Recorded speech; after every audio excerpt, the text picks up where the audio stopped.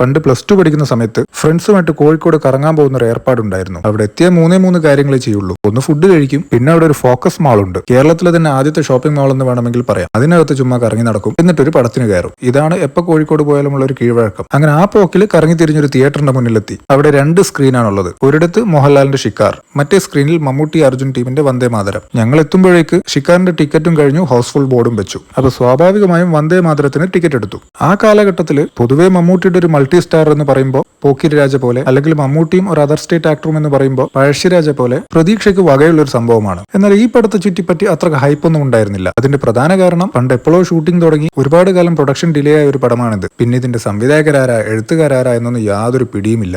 അപ്പൊ ആകെ മൊത്തം ഒരു വശപശക്ക് തോന്നിയിരുന്നു. പടം കണ്ടപ്പോ ആ തോന്നൽ പൂർത്തിയായി.